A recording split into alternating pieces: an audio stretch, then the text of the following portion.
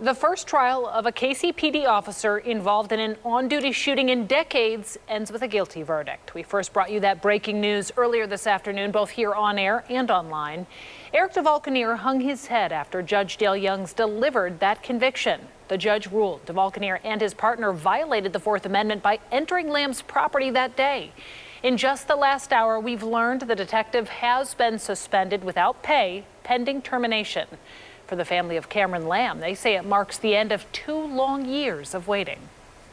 This has not been easy for me because, I go to sleep, he's there. I wake up, he's there. So he's been all over me. A mother describing how her son remains on her mind even 2 years later. Tonight, we have team coverage of this story, including the community's reaction and what significance legal experts see in this ruling. First, let's start with anchor Brian Madrick, who heard from Lamb's family earlier today. He joins us live with a recap. Brian? Hey, good evening, Caitlin. I spoke to several people outside of the courthouse. They tell me they were shocked by the verdict and did not expect the outcome that we have today. But it did come, and it brought much relief for Cameron Lamb's family.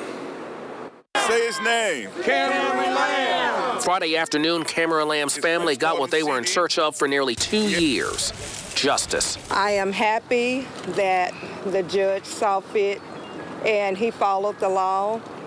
But I miss my baby, and this just did not have to be. In December 2019, Lamb was shot and killed by KCPD detective Eric DeValcanier. When you put yourself against the law, you're no longer a law enforcement officer. You're a criminal. Family attorney Lee Merritt said justice doesn't stop with Friday's guilty verdict. This family doesn't see this as a stopping point, but an exclamation point to their federal civil rights claim that we will continue to pursue against the Kansas City Police Department. Despite the victory in court, Lamb's family continues to live with the reality that he's gone. This has not been easy for me because, I go to sleep, he's there. I wake up, he's there.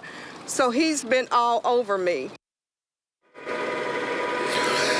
Tonight, I also reached out to the Kansas City chapter of the NAACP. They tell me they are happy with the guilty verdict, but they'll be paying close attention to the type of sentence that DeValcanier receives. Meanwhile, I also reached out to the FOP. They tell me tonight they're not providing any comment. Reporting live in Kansas City, I'm Brian Madrick, KSHB 41 News. Brian, thank you for that live report. We did hear from the Kansas City Police Department via a short statement. In it, the department writes, quote, "Every officer-involved shooting is difficult not only for the members in the community, but also the members of the police department. We acknowledge the court's decision," end quote. The group More Squared, a social justice organization in Kansas City, also released a statement after the verdict saying, quote, "This verdict is a sign that justice can happen. Cameron Lamb's life mattered. We have so much more work to do in overhauling the system of policing and the justice system as a whole," end quote.